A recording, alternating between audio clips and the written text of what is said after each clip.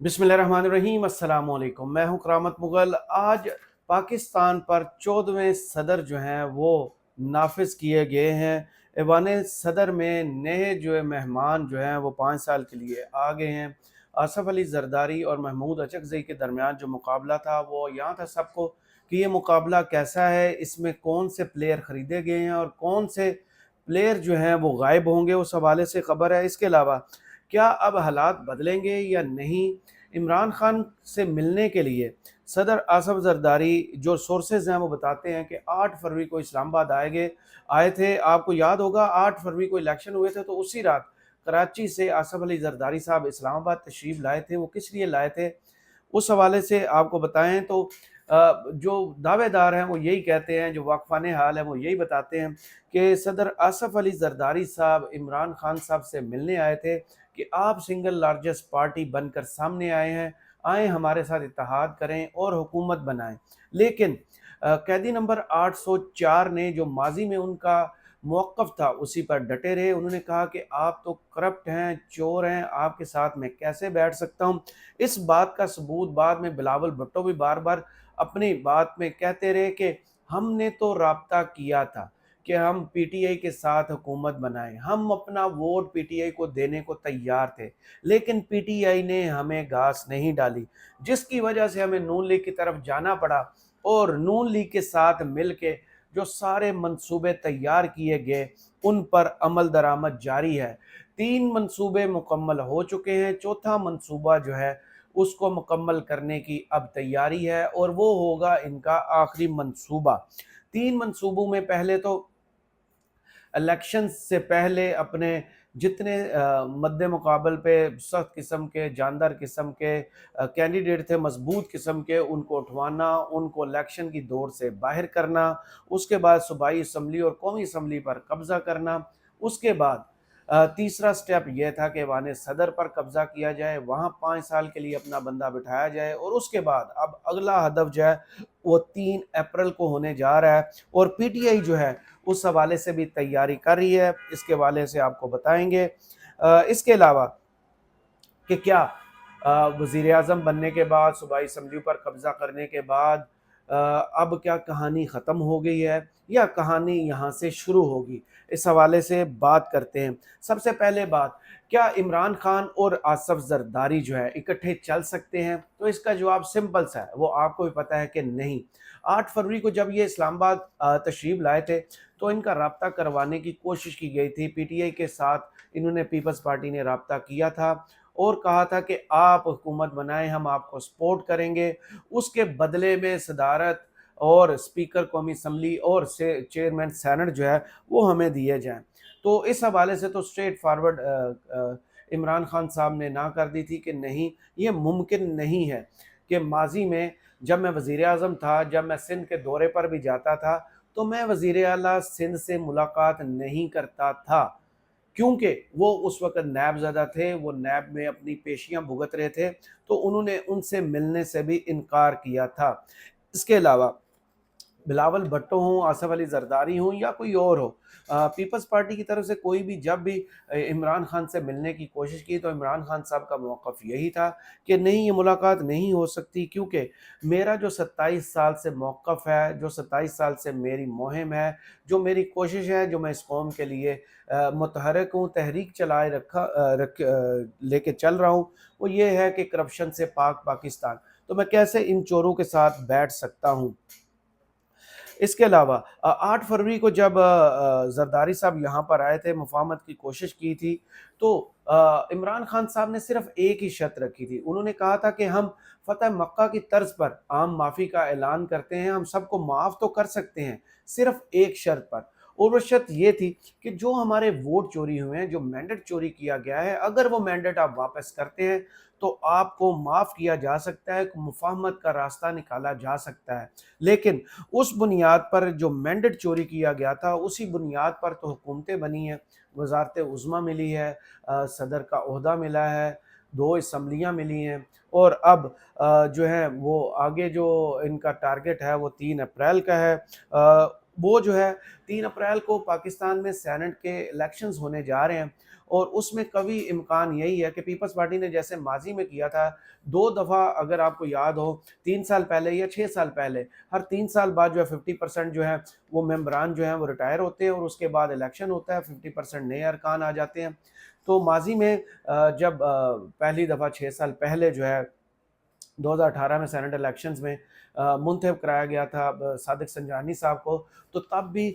جو مین کردار ادا کیا تھا وہ آصف علی زرداری صاحب نے کیا تھا ممبران خریدنے کا۔ اور اس کے بعد جب دوبارہ 2021 میں سینٹ کے الیکشن ہوئے تو تب بھی آصف علی زرداری صاحب کا رول آپ کو یاد ہوگا کہ کیسے وہ ویڈیو سامنے آئی تھی جب گیلانی صاحب جو ہیں ان کے بیٹے جو ہیں وہ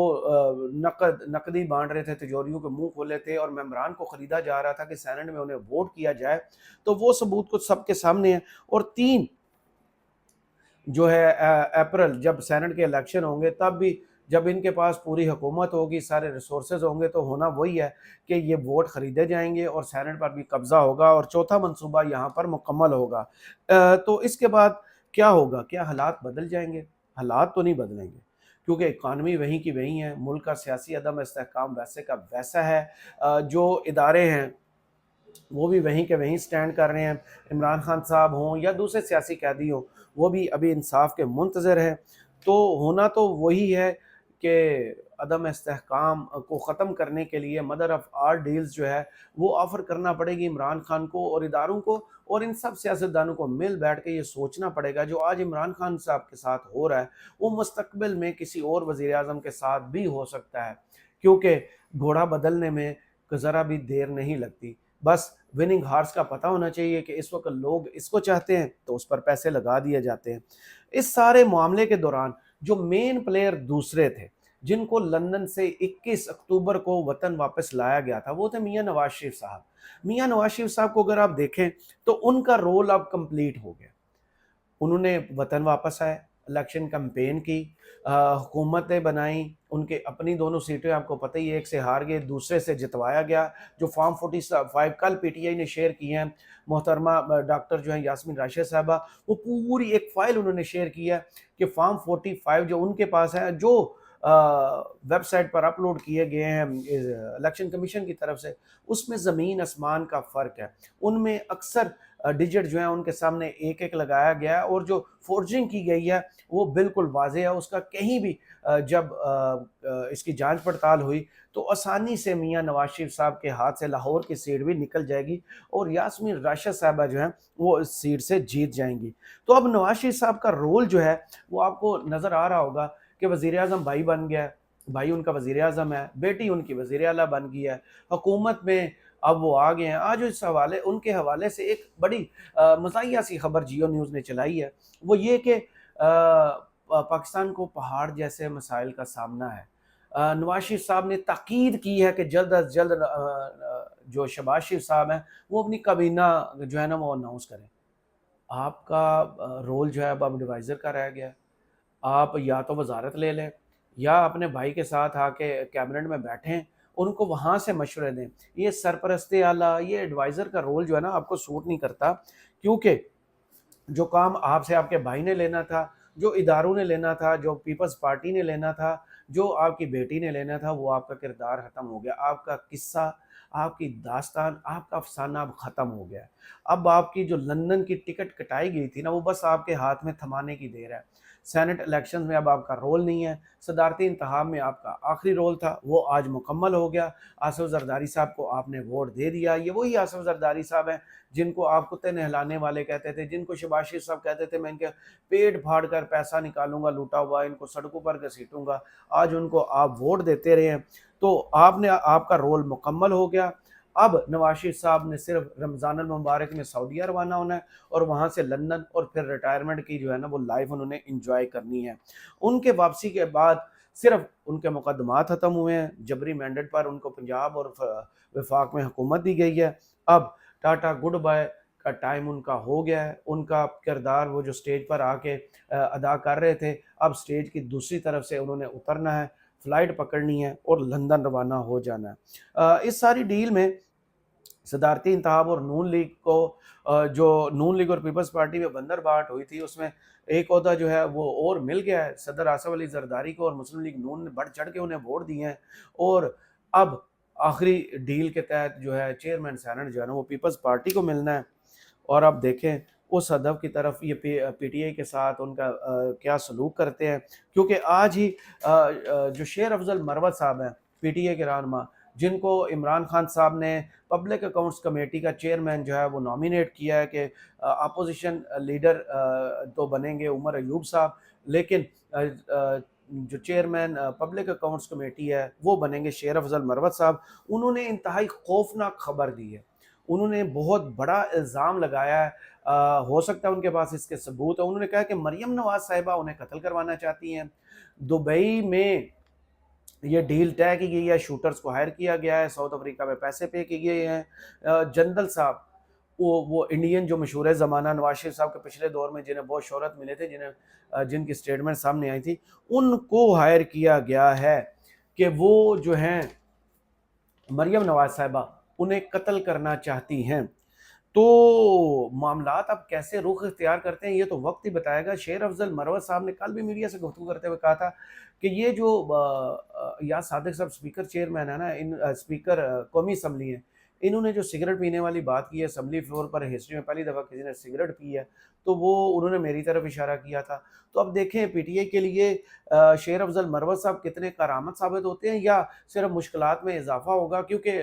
جتنے بڑے الزامات ہیں ان کے سالڈ قسم کے ثبوت ہونا بہت ضروری ہیں، اور ہو سکتا ہے ان کے پاس یہ ثبوت اور کل کو کورٹ انہیں بلائے تو وہ ثبوت جو ہے وہ کورٹ کے سامنے پیش کر سکیں۔ آج کی ویڈیو میں نا جو اہم ترین بات ہے وہ میرے لیے حیران کن چیز یہ ہے کہ کل تک ہو سکتا ہے وفاقی کابینہ جو ہے وہ بن جائے، بہت سے عہدے جو ہیں وہ بانٹ دیے جائیں، وزارتیں جو ہیں، انتظار پیپلز پارٹی کی طرف سے بھی یہی کیا جا رہا تھا کہ صدر کا عہدہ جو ہے پہلے لے لیا جائے، نون لیگ کے ووٹ لے لیے جائے، اس کے بعد فیصلہ کیا جائے گا کہ ہم نے کابینہ کا حصہ بننا ہے کہ نہیں۔ تو میں نے اپنی پچھلی ویڈیوز میں بھی کہا تھا کہ شرط لگا لیں میرے ساتھ آپ کہ پیپلز پارٹی جو ہے صدر کا عہدہ لینے کے بعد کابینہ میں بھی آئے گی۔ تقریباً 11 جو ہیں وزارتیں، ان کی بات ان کے ساتھ ہو چکی ہے، بندر بانٹ طے ہو چکی ہے، ہمارا اتنا شیئر بنتا ہے، لیکن میڈیا پر چھپایا گیا اور بیانات دیے گئے کہ ہم کابینہ کا حصہ نہیں بنیں گے۔ اور بھائی کابینہ کا حصہ نہیں بنیں گے تو جھنڈے والی گاڑیاں کیسے ملیں گے؟ اگر وہ گاڑیاں نہیں ملیں گے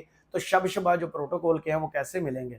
وہ اسی صورت میں ہوں گے جب آپ کابینہ میں بیٹھیں گے، اور جو برڈن ان پر آئے گا اکانومی کو سیدھا کرنے کا، مہنگائی ختم کرنے نہ کر پانے کا، وہ برڈن آپ کو اٹھانا پڑے گا۔ تو اس کابینہ میں جو کل نام سامنے آ رہے ہیں ان میں ایک نام جو ہے نا وہ پہلے میڈیا پر چل رہا ہے کہ وزیر خزانہ صاحب جو ہے نا وہ ہوں گے ایچ بی ایل کے صدر جو ہیں اورنگزیب صاحب۔ اورنگزیب صاحب جو ہیں یہ خلیل الرحمن زمدے صاحب کی فیملی سے ہیں، ان کے رشتہ دار ہیں۔ میری عقل جو ہے وہ جواب دے چکی ہے سوچ سوچ کے کہ ایک بندہ اگر 3 کروڑ سیلری لے رہا ہو، پاکستان میں سب سے ہائیسٹ سیلری والا بندہ ہو جس کو مل رہی ہو، وہ سیلری 3 کروڑ کی قربانی کیوں دے گا؟ اگر اس کی ڈچ نیشنلٹی ہے، وہ یورپ میں ایک ملک کے شہری ہیں، وہ اپنی شہریت کیوں سرنڈر کریں گے؟ کیا وزارت خزانہ پر جب وہ آئیں گے ان کو 3 کروڑ یا ڈچ نیشنلٹی سے زیادہ بینیفٹس ان کو نظر آ رہے ہیں کہ ملیں گے؟ آپ کو ماضی میں بھی یاد ہوگا عمران خان صاحب نے بھی جب یہ وزیر خزانہ پر کارپوریٹ سیکٹر سے ایک بندے کا تجربہ کیا تھا اسد عمر صاحب کا، تو بہت بری ناکامی ہوئی تھی، اسد عمر صاحب کو کامیاب نہیں ہو پائے تھے۔ تو جو کارپوریٹ سیکٹر سے لوگ آ کے وزارت خزانہ سنبھالیں گے تو پاکستان کی ڈوبتی اکانومی، جس کو ابھی یہ پھر کہہ رہے ہیں ڈیفالٹ ہونے کا خدشہ ہے، جس کو کوئی دوست ملک اس وقت امداد دینے کو تیار نہیں ہے، جس کو ابھی تک نیا آئی ایم ایف کا پیکج جو ہے وہ مل نہیں رہا، تو یہ جو آئیں گے کارپوریٹ سیکٹر سے اتنے بڑی سیلری اور شہریت چھوڑ کے، ان کو ایسا کیا بینیفٹ نظر آ رہا ہے کہ وہ اس ملک کے لیے اتنی بڑی قربانی دیں؟ پاسبل تو نہیں ہے۔ ہم نے ماضی میں تو نہیں دیکھا کسی کو کہ اپنی ذاتی قربانی دے کر وہ ملک کے لیے جو آگے آئے اور خدمت کرے قوم کی۔ دیکھتے ہیں کہ پھر یہ جو اونٹ ہے وہ کس کروٹ بیٹھے گا، اور اس انویلپ کے اندر جس میں پیک ہو کے اورنگزیب صاحب آ رہے ہیں، کھلے گا تو نکلے گا کیا؟ وزارت خزانہ پاکستان کے پاس اگر اتنا قابل بندہ پہلے تھا تو نگران حکومت میں انہیں ٹرائی کیوں نہیں کیا گیا؟ کیوں نہیں ان کو لا کر ان کی اہلیت جو ہے وہ لوگوں کو بتائے گی کہ دیکھیں جب نگران حکومت ہے، کوئی پولیٹیکل ان کے پیچھے فورس نہیں ہے،